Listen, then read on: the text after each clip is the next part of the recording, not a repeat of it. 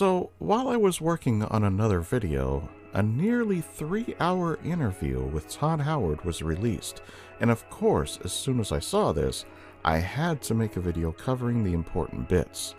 Now, many of the questions asked were a bit rough around the edges, so I will be summarizing what the questions were for simplicity. Also, as this was a nearly 3-hour interview, I will only be covering the more interesting questions. However, I will link the full video in the description if you want to see the entire interview. With that said, let's get right into it. The first question was asking if they take into account whether a player will do things that are unexpected. Actually, we do. Because in the kind of games that we make, we want it to be as open as possible. Right. So, when you start a game, you're always testing it. What can I do? What would the game allow me to do? And you check everything. You try to pick up the mugs. You try every door. You collide with everything. Like, hey, what are the rules of this world? We try to do games where, we say yes as much as possible. That leads to some level of chaos. But if you were stuck in a video game, you would try everything. And usually you're going to find a door or a space where the designers didn't anticipate you piling all those crates up and getting over a wall that they didn't expect. This is what I love about Bethesda games. Everything is interactable and you can really do what you want. Rarely do you find that you just can't do something. I am the type of player that does try to find all the hidden bits of the game because sometimes what you find is just as interesting as what is meant to be found. Our next question comes a bit later in the interview, and it asked how Todd started at Bethesda. So, I had gotten Wayne Gretzky Hockey 3 for Christmas from my girlfriend at the time, who's now my wife. I was in college, and I noticed that it was, in Rockville, Maryland. And, that's on my way home over Christmas break back to William & Mary, where I went to college.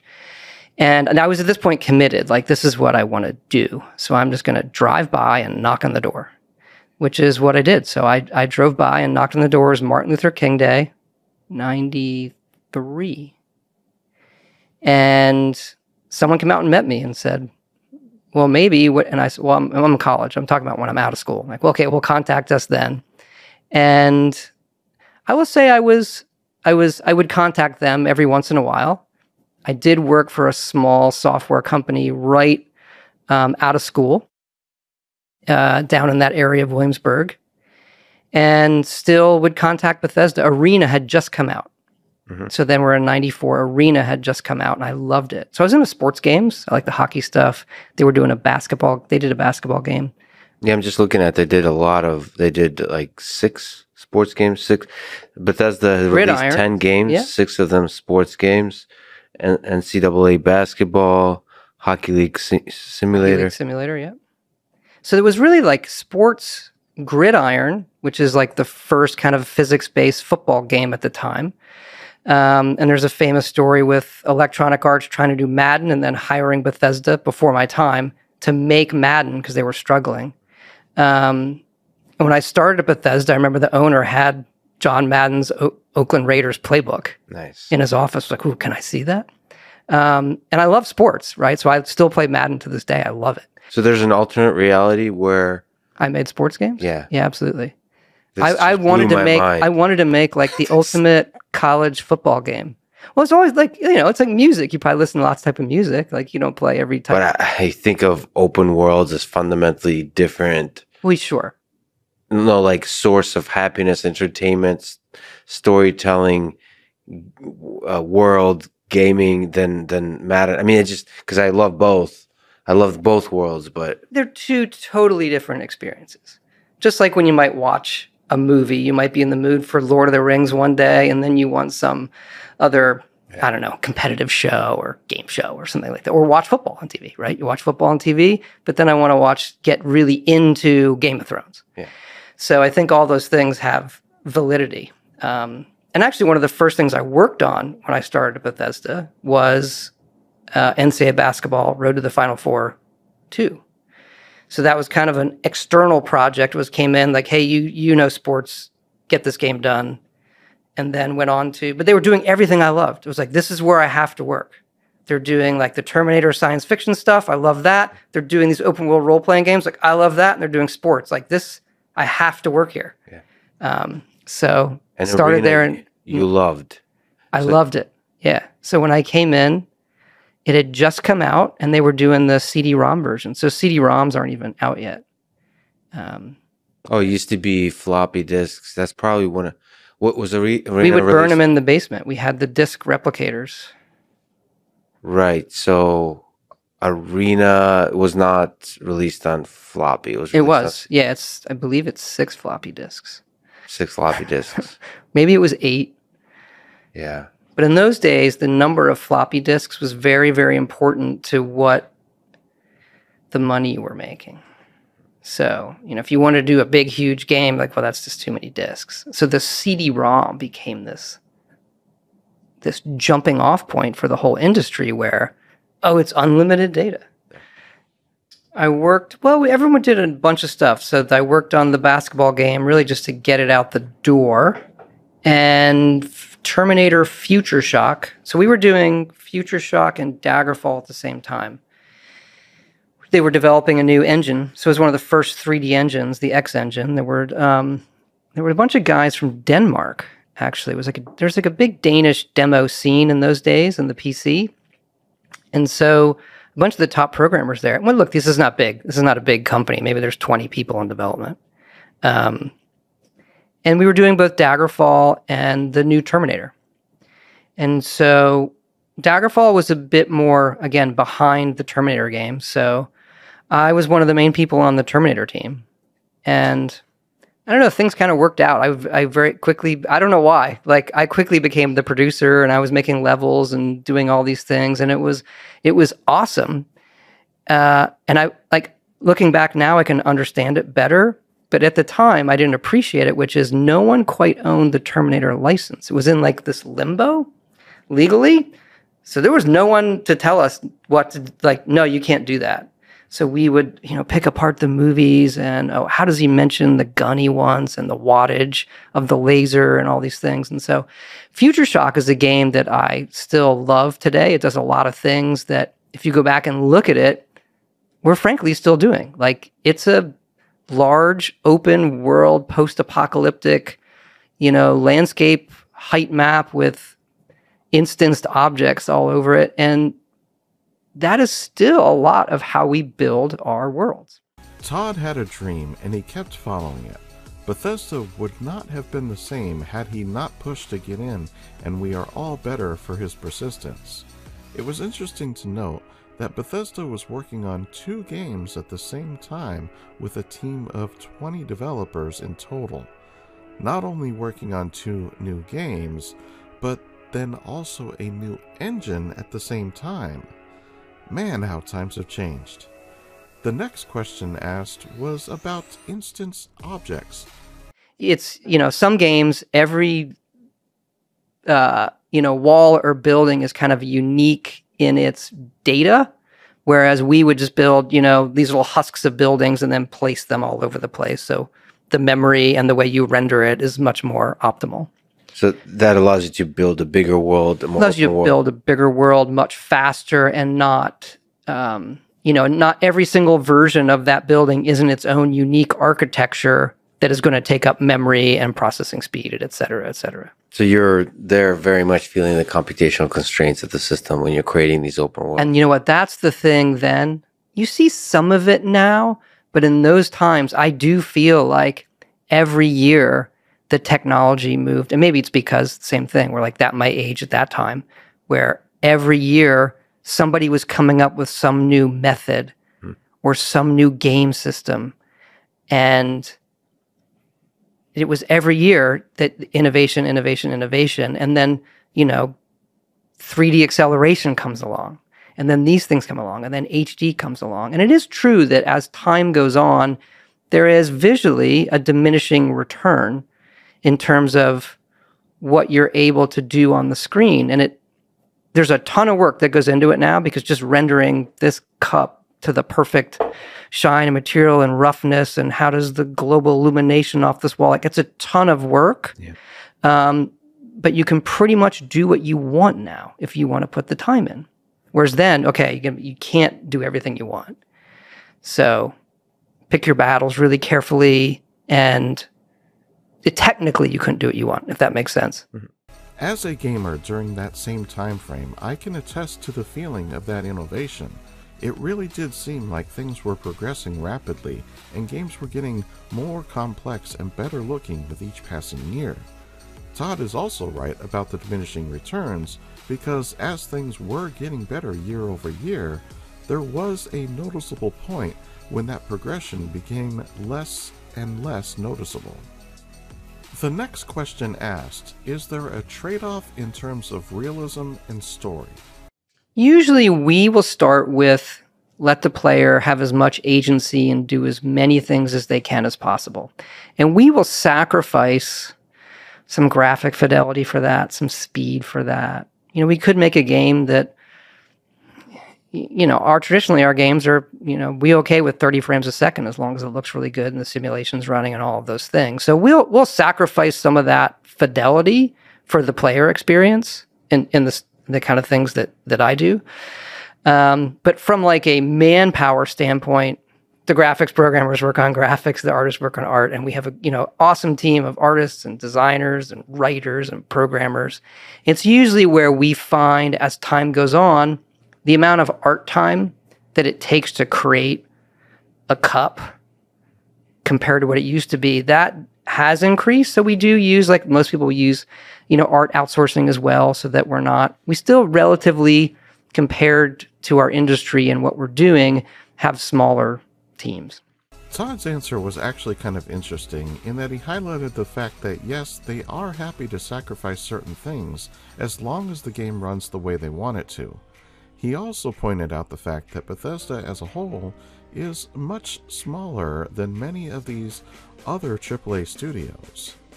The next question that I thought was interesting asked about voice actors and the role they play in Bethesda games. Yeah, we work with a ton of voice actors, and they bring so much to it, and that's the thing. They, you know, we can write some stuff, and the best ones get in there and make it so much better, or even ad-lib things. And so we do a lot of voice recording, and we used to do it kind of like at the end of the project. And now we do it throughout. We start really early, and we just start recording. So we're recording for years and years, literally, probably 3 years, 4 years. So part of the actual experience of the recording will help define the characters and the tone of the game. Right, and we'll go back sometimes and, hey, we really like this. We want more of this. Let's do another session. Or, hey, we don't think this character is actually working. We want you to do you're going to be someone else now. Sorry, that got cut. I thought this was interesting, as they used to record at the end of development, and now they record right from the start. This means that Bethesda has a lot of unused data due to the changes that take place during development, whether that is a character style change or simply a rewrite of the entire character. A perfect example of this happened in Fallout 4 with the combat zone. The arena was originally meant to have the player join as a combatant, and there was a lot of dialogue that took place in that section of the game. Of course, this was changed later in development, and so they ended up changing the character's style and dialogue. Our next question talks about Starfield. The question was, what is the origin story for Starfield? This question was followed up with what the game is like with 1,000 Planets. We had always wanted to do something where you explore space, you know, the explore space role-playing game. So take the kind of games that we make and give it a little bit of a different spin. And, you know, the other games that I loved, there was a pen and paper RPG I loved, Traveler. It was one of the first games I made for the Apple II. I never finished it, right? I'm just doing it on my own. And I love this game. Starflight was one. Star Control 2 was a game that I loved. Sundog was a big one in the Apple II days that a lot of people don't know that I loved. And so a lot of us in the studio felt it was time to do something new. You know, we're going between Elder Scrolls and Fallout and going back and forth. And I mean, we love that. But hey, we've always wanted to do this explore the galaxy science fiction game. You know, now is the time to do that. Well, you mentioned Daggerfall. We go back to some of that. Well, the first when we did it was, how are we going to render a planet, like pull it off for the player? Like, can we? Or do we have to sort of do it where you can't land on all of them, where you're landing in a very controlled, small world space that we, you know, kind of craft, and you would have a very limited set of those. If you go back to tone, like, well, that's probably the wrong tone. And how can we say yes? Like, I want to land on that ice ball. So we started the game right after Fallout 4, so 2016.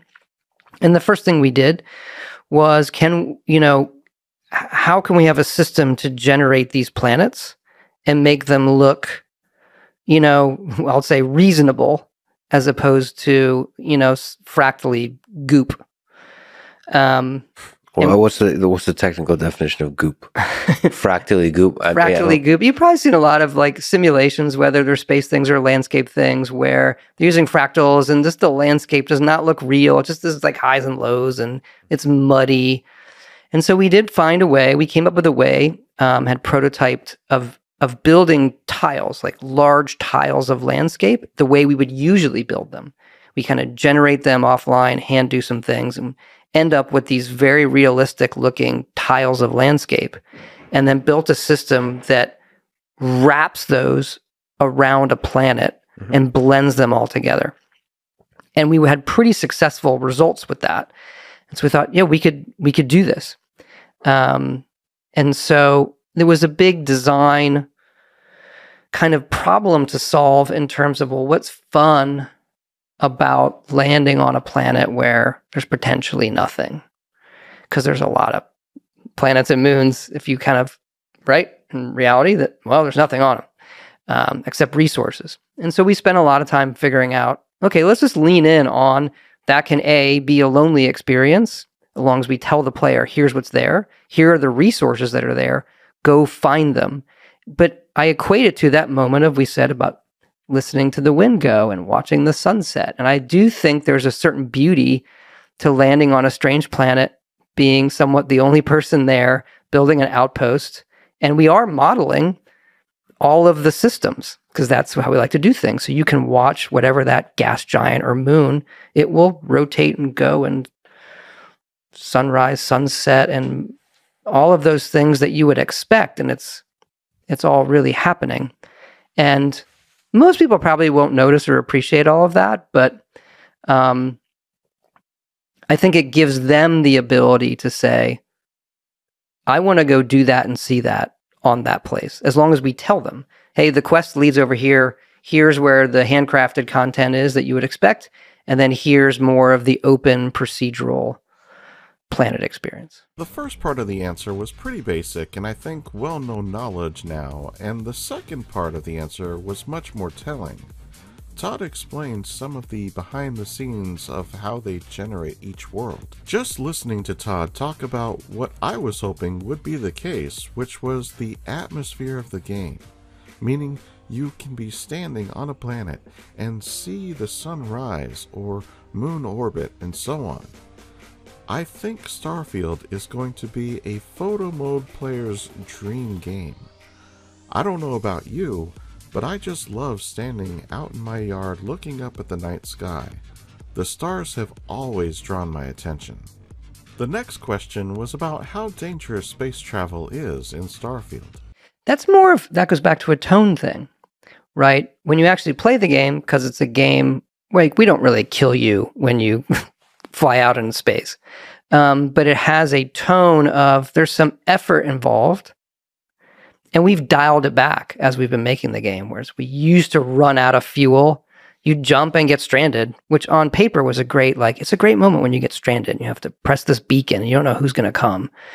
Turns out that's not like, it just stops your game. We found you'd be playing the game and I ran out of fuel. Okay, I guess I'll just wander these planets trying to mine for fuel so I can get back to what I was doing. It just, it's a fun killer. That's too realistic of a simulation of the human condition. Yeah, no, the idea was, well, it's very, games do that. If you had like a hardcore, you're right, a hardcore survival mode, that's the kind of thing you would do. Maybe we'll do it in the future. But it's more of like a tone, how they build their ships. Do they have all the right things for safety? We do get into environmental things on the planets, in your spacesuit. Obviously, there are a lot of different spacesuits and buffs for, the gases or the toxicity or the temperature on various planets. Todd's answer, I think, was part of the reason why they had to delay the release. I am certain that some of the things that they were working on had to be changed just because of the way it would slow the game down too much. Todd was then asked about the Elder Scrolls 6 and when that was going to be expected to be released. We want them out too, and I wish they didn't take as long as they did, but they do. And look, if I could go back in time, would never have been my plan to wait as long as it's taken for it. So you love that world, the Elder Scrolls world? Well, look, it's part of who I am. Spent more time there than anything else in my life, probably, right? So, it's deeply love it. We all do. It's a part of us, and when you aren't doing it for a while, you really do miss it. And when I look at what we're doing, have planned for that game, and I was in a meeting yesterday. I was like, I just want to play all this right now. But we're going to make sure we do it right for everybody, and we do have to approach it. People are playing games for a long time. Skyrim's 11 years old. Still probably our most played game, and so we don't see it slowing down. Yeah. And people will probably be playing it 10 years from now also. So you have to think about, okay, people are going to play the next Elder Scrolls game for a decade, 2 decades, and that does change the way you think about how you architect it from the get-go. Todd really seemed to be down on himself for making everyone wait for so long for the next title in the Elder Scrolls series. He also made mention of the fact that Skyrim is their most played title ever, and they wanted to do the next installment in the series right. At the same time, he both misses and really wants to play in the world again. So I would expect 6 to be something really special. The next question was about the production cycle and what that looks like from start to finish. Well, usually it starts with, honestly, lunchtime conversations with a number of us. Hey, we think we want to do this. This is what it's going to be like. Look, with an Elder Scrolls, you're going to do it. It's a matter of when. You say, okay, what's the tone we're going for, right? Where's it set? So we usually start with the world. And then we are always overlapping. So while we're making one game, as we're, getting in the throes of it or wrapping it up, probably by the midpoint of one game, we've had enough conversations to understand what the next one's going to be. What are the big ticket, like, where's it set? What's the tone? Is there a big ticket feature or two that make it really unique? And then when we're finishing one game, we start prototyping. Sorry, before that, we start concepting. So we'll do concept art. And for one reason or another, I usually have the beginning of the game worked out. I like to think about, okay, how's the game start? What's the player do first? We do music early, So take Elder Scrolls 6. We figure out where it's set. What's the tone? What are the big features? We discuss the beginning of the game, which we've had for a very long time. Where's it set again? Yep. In Tamriel. And damn it. Well, at least we know we narrowed it down. That would be epic if it was like a portal into another dimension. Anyway. Then I like to do music. So we've already done a take on the music for Elder Scrolls 6. So you can sit there with the concept art and the music, and you can feel it. No, the music we put in the teaser for it. This was 2018. We've taken that further, obviously, and again, we're working on the world. You're then doing concepting and design for the world. And then once we're wrapping up one game, we can really start prototyping the new one. And you're usually building kind of your initial spaces.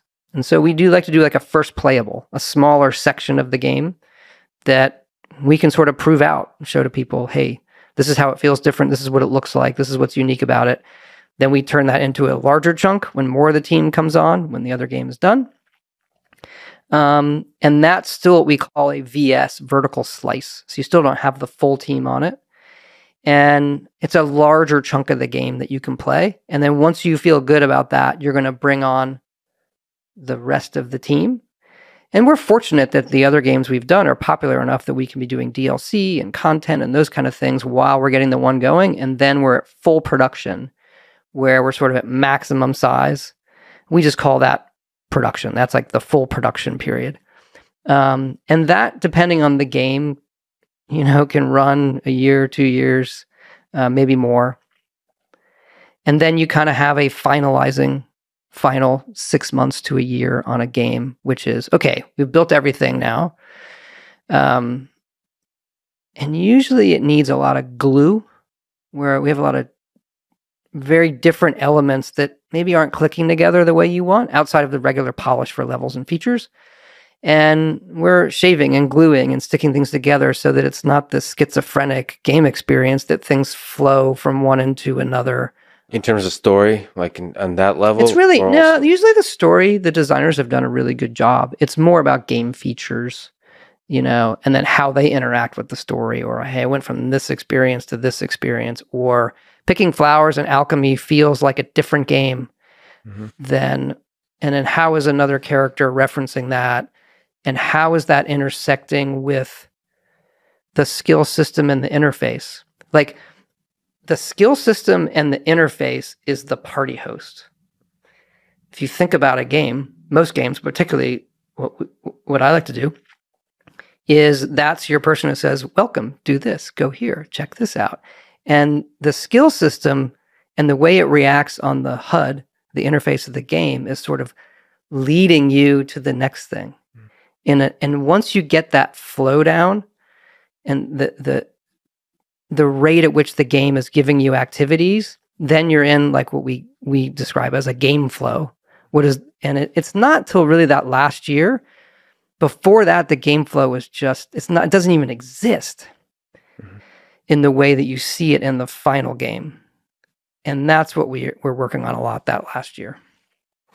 So at which point does like the set of skills, the skill tree, the characteristics of the role-playing aspect of it, when is that set? The ideas? We usually have it in the beginning, but it's just, we know it won't be done until that last year. We'll have one, but we know it's going to get honed, because it's not until you really see, okay, how impactful is that one? How much are you doing it? Like, how much are you really... And the main combat ones, they always win. You always know the players will drift toward the combat type skills because every character needs some amount of that. But okay, well, how important is cooking? How important is alchemy? How important is these other type of activities? And then how do you balance them where when you load up the skill menu, it isn't automatically give me plus 10 damage? This was very enlightening, as it gives us a detailed look at each point in the game's development, where they are, and what they're doing. Based on this information, we can assume that The Elder Scrolls 6 is in that first playable area stage, as Starfield is near the release window. So it is encouraging to know just how they move production along at each point, and to know that the next game has started. The next question we are touching on was about the role of deadlines and whether or not they set them to make them hard to reach. No, we try to make it like, hey, this is our best guess. If you make it tough to reach, it's sort of, you're going to miss it. It's arbitrary. We really try to, keep ourselves honest, because it will let you know where you're at, right? We want to have first playable. We want to be done with prototyping or design by this date. We want to have first playable this date. We want to have this. But look, things happen. Pandemic happens. People go home. Throws everything off. Or, what you needed to do, because we're not just like making a game and then moving everybody on. What you needed to do. Like Skyrim was so popular, we kept people on that game for longer. So delayed a little bit. We were doing with Fallout 4 at the time because hey, we really shouldn't move the people onto Fallout yet because we're doing these things in Skyrim and we should. So it just sort of keeps you honest for where you're at. Does it get super stressful as you get closer? You try to avoid announcing anything? Is there a temptation to announce? Well, I've done it all ways, right? I've announced, Starfield. We're pretty, loud with a release date that we then had to delay. So, was that tough? It was, but it was the right thing to do. And how do you know it's the right thing to, like, when you sat down and looked at it, like, this is not ready? It's not an exact science, but you can look at what needs to be done and the amount of time you have. And, we've done it in the past where we can get it done. We believe we can. And so you're fighting that personal belief that you can get something done. But there's a lot of things that go into release date with marketing and publishing. And, we've reached a point where on Starfield where it was pretty clear to us, even though you want to say you can get it done, that the risk involved with that to the fans, to the game, to the team, to the company, we're part of Xbox now, to everybody, was we should really move it and give it the time it needs. Like we all know, there is a lot that goes into setting deadlines, and sometimes things happen that change the deadline for one reason or another. We saw at the end of that segment that Todd was disappointed in having to make the decision to delay Starfield. They believed that they could make the deadline, but found that it would have come with a high price. Thankfully, the price was too high, and they said, you know what? We will wait and make this right. The next question was asking what it is like to have joined the Xbox family. When your company goes through a change like that, no matter what it is, even if it's somebody that you've worked with for a long time, you never know what you're in for. You hope. And I had worked with them since we started doing console stuff with Morrowind. They came to me and, hey, you should make this game for the Xbox. And so when they were making that console, had a great experience with them.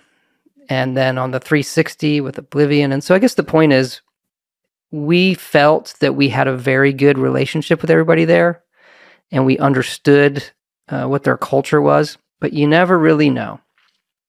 And I mean this honestly, it's been awesome that the culture inside of Microsoft and Xbox that people see from the outside is the culture inside, the way they talk about players, the way they'll invest in the players, the risks they'll take, the thoughtfulness from Phil Spencer on down has been, I feel really, really lucky. And then a game like Starfield, where, look, we've had a lot of success with the games that you talked about, but we've never been kind of the platform seller, the game for a platform for a period of time. And so, there is a lot of pressure there. There's a lot of responsibility there to make sure we deliver for everybody. Yeah, it's new, but keep in mind, for us, that exclusivity is not unique, even though we've done PlayStation stuff. And I think the PlayStation 5 is just an insane machine. They've done a great job, and we've had great success on PlayStation. We were traditionally a PC developers in the beginning. We transitioned to Xbox, became our lead platform. Like Morrowind's basically exclusive to Xbox. Oblivion was exclusive to Xbox for a long period of time. Skyrim DLC was exclusive. So we've done a lot of, our initial stuff is all Xbox. So we get into development and saying we're focused on Xbox, and it's not abnormal for us in any way. It's been kind of the norm. And from a development side, I like the ability to focus. So our ability to focus and say, and have help from them, the top engineers at Xbox, to say, we are going to make this look incredible on the new systems, is from my standpoint, it's just awesome. Sure. I mean, look, there's the obvious interface part. Yeah. Between mouse and keyboard and then a controller. But when you're looking at hardware, PCs, it's tough, right? Because you're looking at, what are their driver versions? What kind of monitor do they have? What is the actual refresh rate of X, Y, and Z? We're used to it. Yeah. But if, anyone will tell you, give me the hardware that I know I'm writing it for, this. Mm-hmm. And the Series X is just a incredible machine.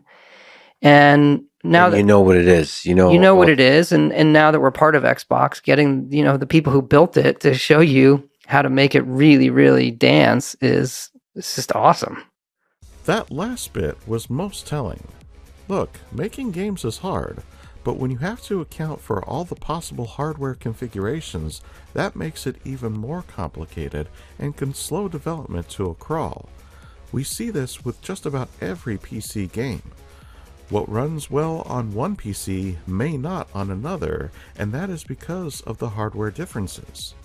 The point is that a bug may not really be a bug per se. Sometimes it is just the fact that there is some quirkiness with your hardware configuration. This is something that most people fail to accept or understand. The next question was, what a day in the life of Todd Howard is. Flow right now. I'm still doing a lot of stuff. So there's things I'm like executive producing, and then, Starfield I'm directing. So I sort of view that as that's an everyday thing. Fortunately, I get to do a lot of stuff, from look at the TV show we're making, and this Indiana Jones game that's being developed at Machine Games. So I get to look at that. But the best really day or where I feel it's fulfilling is get to play some of the game, we'll say Starfield, get to play some of Starfield, look at the problem set of what it is doing, and then get in a room with the other developers that I work closely with, and we solve that problem together. So that's the most rewarding thing, when you can say, okay, what do we want this to do? What's the real player experience we want?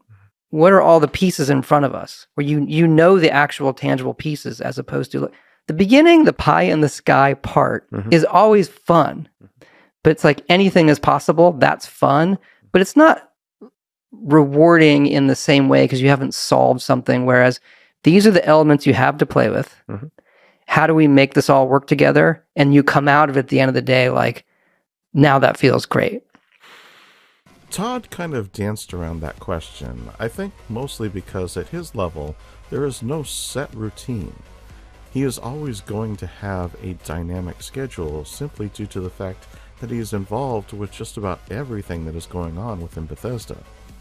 This next segment is not really a question, but rather a statement.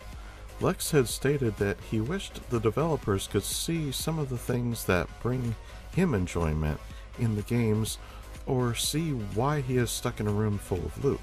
We do now get a lot of good data on what the players are doing. Enjoying and not that kind of stuff. We know where they've been and where they've died and how long they play in certain sections. And we can sort of tell, outside of people just telling us on forums or calling or other things, we can tell for some data where people are dropping off or having we can tell if there's a key frustration point.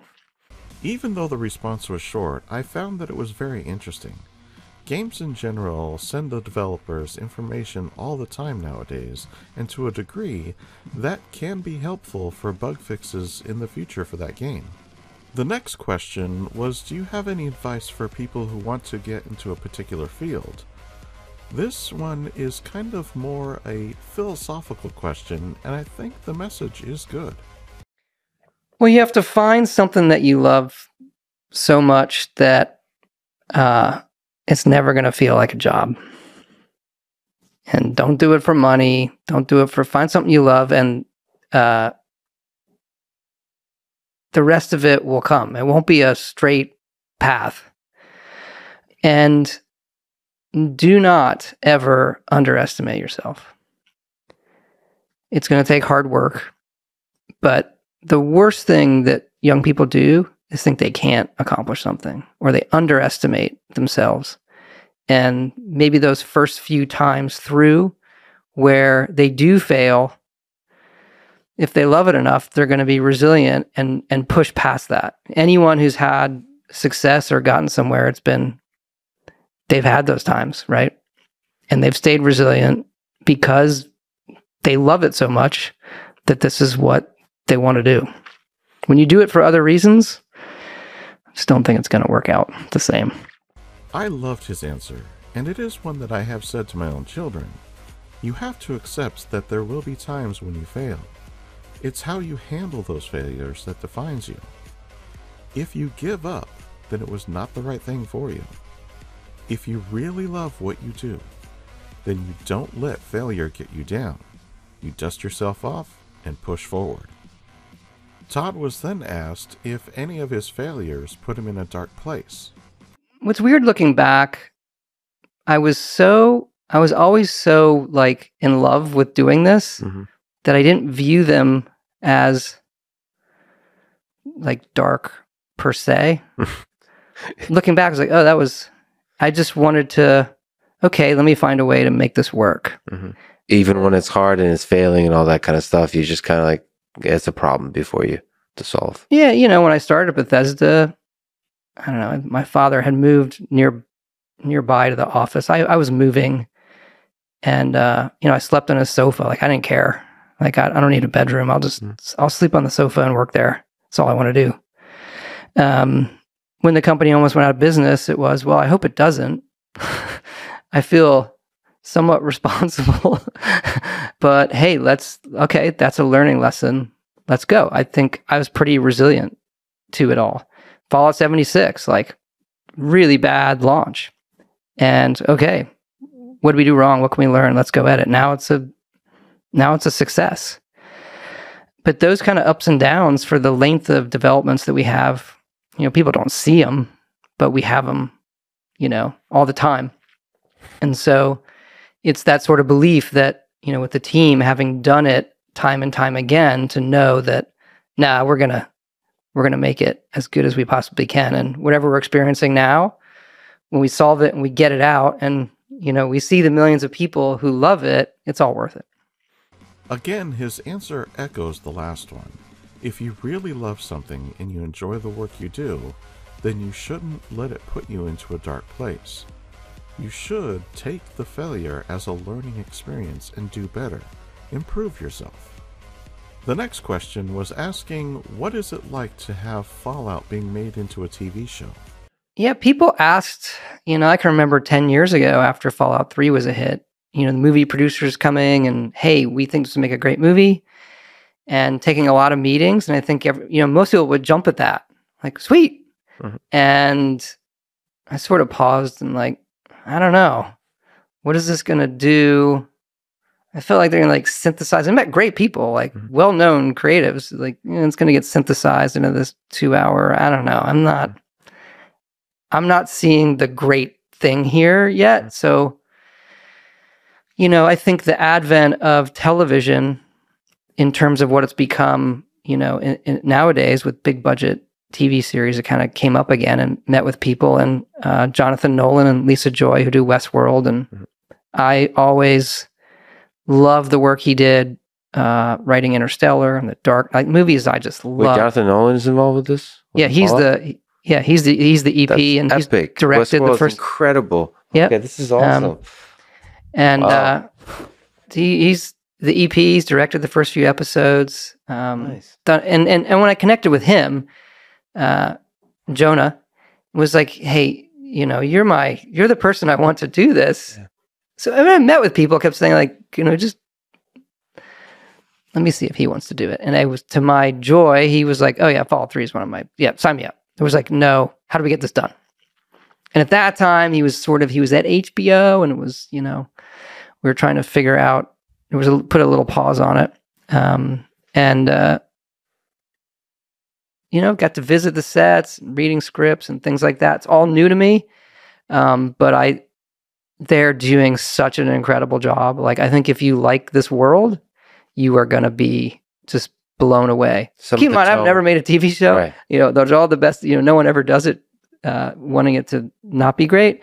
But they've just done their attention to detail and just obsessive with what's on the screen and the storytelling and how it looks. The whole thing. Yeah, I think obsession is really a prerequisite for greatness. What they did, HBO did with Chernobyl, like the attention to detail is just incredible. And he's doing The Last of Us now, that showrunner. If you really care and you really put a lot of effort into the details, you can create something truly special. I was stunned. I I don't want to spoil it, but when people see it, I think you'll just be like, wow. It's the other thing we're approaching it is very different, where when it was, people would say want to make a movie, they wanted to, tell the story of Fallout 3 or then tell the story of Fallout 4. And for this, it was, hey, let's do something that exists in the world of Fallout. It's not retelling a game story. It's basically, an area of the map, and like, let's tell a story here that fits in the world that we have built, doesn't, break any of the rules, can reference things in the games, but isn't a retelling of the games that exists in the same world, but is its own unique thing. So it adds to it, while also people who haven't played the games, who can't experience like how crazy cool Fallout is, can watch the series. And so, yeah. Are there some similarities or interesting differences between the creation of a game and a TV show that you notice from the sort of story perspective? Well, for them, it's much more character driven. Like, you can do all these things with the world and stuff that we already have. It's the main characters, who they are, what their motivations are, right, that really is the engine. The simple fact that Todd is excited for it just gives me hope that the show will live up to the games. We have all seen the leaked set pictures for the show, and they are very much on point with the design of the world. Todd mentioned that the big difference between the games and the TV show is that the show will be character-driven, which I really like. They did the same thing with Westworld, but they also had to introduce the world too, and with Fallout, most people will get the world pretty quickly. It was also interesting to note that Bethesda had been approached to have movies made where they wanted to retell the story for Fallout 3 and 4 respectively. I have to say, I am happy they turned those down. I think we can all agree that we would want to have new stories being told rather than rehashing the ones we already know. At any rate, I'm excited for the show. The next question moved into the Indiana Jones game. Todd was asked how he develops a game where the main character is already well known. Well, it's different. It's different. Like, Indiana Jones is different, where like the name it's Indiana Jones, not a world. It's him, right? You can talk about the world of Indiana Jones, but at the end of the day, it's about this character. And Raiders, still my favorite movie of all time. No debate. It's the best movie ever. Best movie ever. Ever. Okay. On a tangent, what do you love about it? Well, I saw it obviously when I was younger, and I believed it. I believed this happened. And when they found the Ark, I literally, I could not believe that they found it. So, and I have found over my life, it's still really watchable every time. I enjoy it every single time. Love the character, love the story. The opening is the greatest movie opening ever. And I just love everything. I love everything about it. What was the opening? Is this when What? It's the temple, and then the ball rolls and tries to crush him. Oh, that's the opening. That's the opening of Raiders. Yeah, he steals the idol. I think you're deeply offended. I was like, what's the opening of Raiders? So I've always wanted to. It's one of those things like, what's on your bucket list? Like, oh, I want to make an Indiana Jones game. And I had pitched Lucas. I had met some people there and pitched them back in 2009 this Indiana Jones game concept. And they wanted to publish it. Kind of the deal fell apart. They wanted to publish it, and we were a publisher, and so we didn't do it. And I didn't really have the team to do it. I just was going to figure that out after we agreed to a deal. And well, we made Skyrim, so it worked out. And then, fast forward 10 years plus, and Lucas, now part of Disney, and they're doing a lot more of licensing and working with people. And so I knew some folks there and said, I have this idea that I pitched a long time ago. And they loved it. And again, the internal team that I had not only didn't have the time, they probably weren't as good a fit as Machine Games, who's done the Wolfenstein series, who is the perfect fit for this game with storytelling and how they record it. And it's awesome. They're just doing an incredible job with that game. People are going to be, if you like Indiana Jones, it is a definite love letter to Indiana Jones and everything with it. Can you say if it's more on the action adventure like side, like the actual experience of the game? I could go back. I would just say it is a mashup. It is a unique. It isn't one thing intentionally. So it does a lot of different things that, you know, myself and Yurik and the folks at Machine Games have wanted to do in a game. So it's a unique thing.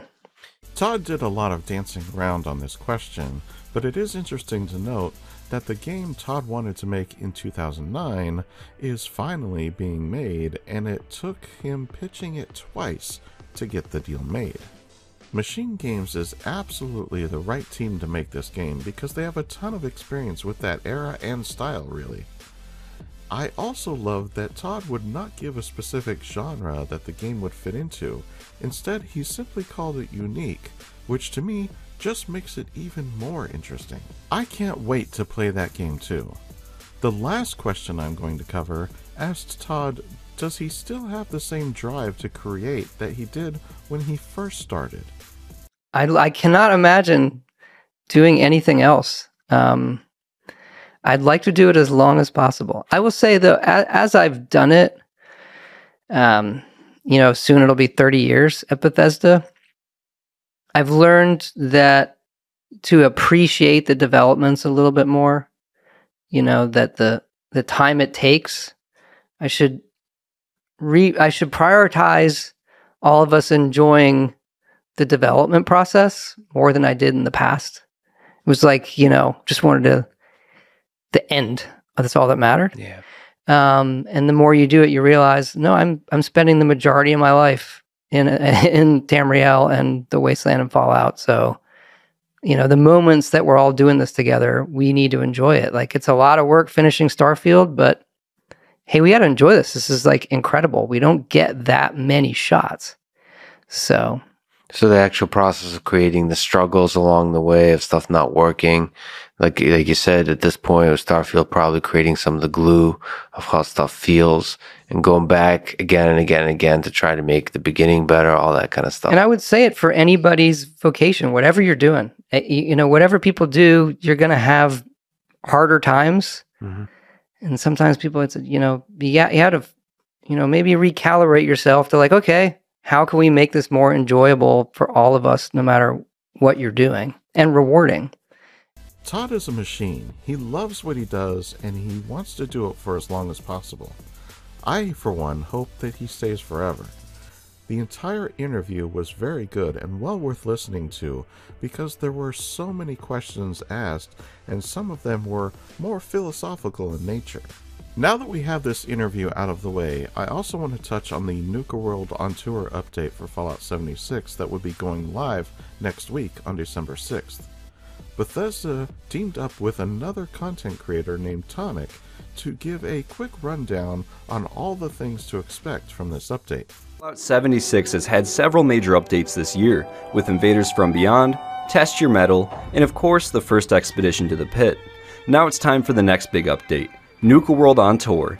This update hosts a range of new content and features, including the Ash Heap, which has been dressed up for the event, 3 new public events, a new region boss, and much more. In this video, we'll take a look at everything that comes with the Nuka World on Tour update. My name is Tonic, and I am a content creator who focuses on Fallout 76. Bethesda and I have teamed up to share with you everything that you need to know to jump into Fallout 76's newest update, Nuka World on Tour.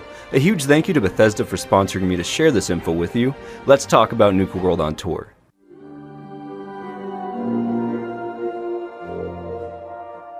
The Nuka World on Tour Traveling Roadshow is coming to Appalachia, and it's bringing along 3 new public events. Here at the fairgrounds, you can help Gunther put on his Wild West show, join Bottle and Cappy to become a contestant on Spin the Wheel at the Big Top Tent, or take a romantic trip with Mr. Lovely through the Tunnel of Love.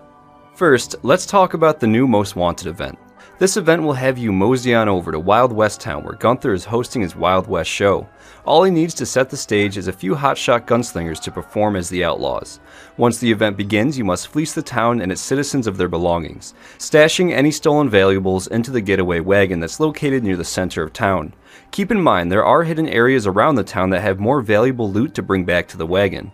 Once the wagon is fully loaded, prepare to defend your haul against waves of robotic deputies acting as the law. Then topple the sheriff during the shootout to complete the event and ride off into the sunset with new loot. Next, we have the Spin the Wheel event. During this event, you will join Bottle and Cappy in the Big Top tent to become a contestant during the Nuka-Cola sponsored Spin the Wheel game show. The rules are simple. Press the button to spin the giant wheel inside the Big Top tent, then take on any challenge it selects and defend the Nuka-Cola mascots from unique combinations of enemy creatures. You will find yourself fighting smaller enemies like rad toads, large enemies like behemoths, dodge exploding frag stags, or even go Brahmin tipping. Survive all 5 rounds to complete the event and be awarded amazing prizes. Lastly, let's take a look at the Tunnel of Love event. This romantic ride is the perfect attraction for love-struck couples who are looking for a little quality time together amid the flurry of lights and sounds at the carnival. At least it will be, once it's ready. Mr. Lovely just needs a few helping hands to get the ride ready for showtime. To start the event, you will talk with Mr. Lovely, who will open the doors and let you inside the ride. From here, you will have to help decorate the ride by finding heart lamps and hanging them up. Then you repair the ride's broken tracks. Once the ride is completely fixed, help build Mr. Lovely a new partner by finding spare parts spread throughout the mineshaft and assembling them at the altar. With all of the parts collected and assembled, you can enjoy a lovely wedding ceremony between Mr. Lovely and Mrs. Lovely. Ah, who knew Fallout 76 could be so romantic?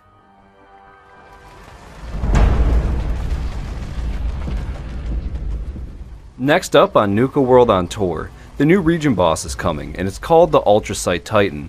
Pete is hard at work repairing air filters throughout the carnival and needs your help to collect parts from a nearby mineshaft. However, he's convinced that a massive creature has made its home down there.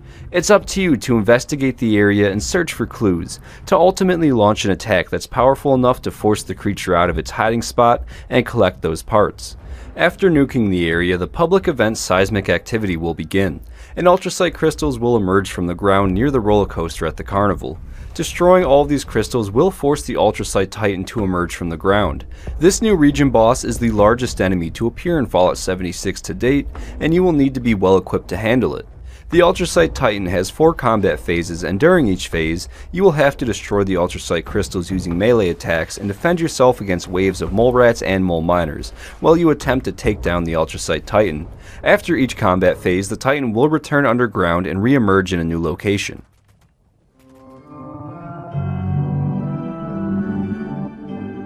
Grab a handful of caps and head on over to the Nuka-Cade. The Nuka-Cade is located near the center of the carnival. Here you can play through 3 fan favorites from Fallout 4, Bandit Roundup, Whack-A-Kami, and Nuka Zapper Race. The Nuka Zapper Race game has even been redesigned for multiplayer games, so you can play with your friends. Test your strength with the brand new game Bottle Blaster. As you play these games, you will earn Nuka-Cade points based on how well you did. You can then redeem these points at prize terminals to get awesome Nuka-Cola themed rewards, including games for your own camp.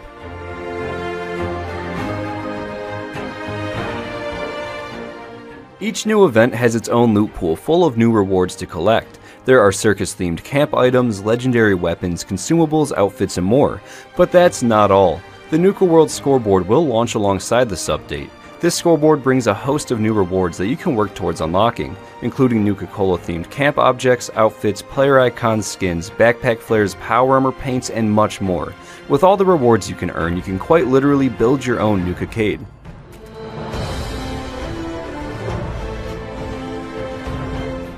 Lastly, with the Nuka World on Tour update, there will be a new quality of life feature added called Free Cam to make camp building even easier. When you enter building mode in your camp or at workshops, you will now be able to separate the game camera from your character and freely move the camera around your camp. You can even fly through existing objects to build from just about any angle that your heart desires, without the need to walk your character to that location. This will allow you to easily place objects in hard to reach places, and it can give you a great bird's eye view of your creation.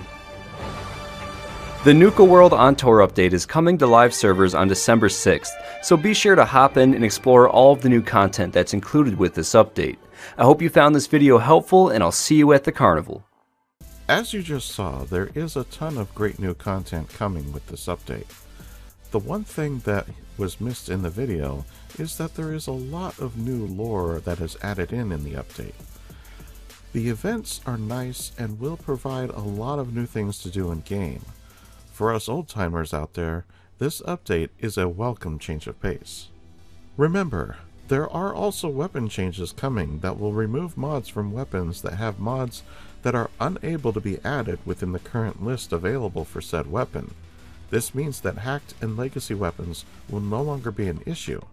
This part has been delayed though, as there are a few issues that need to be worked out still.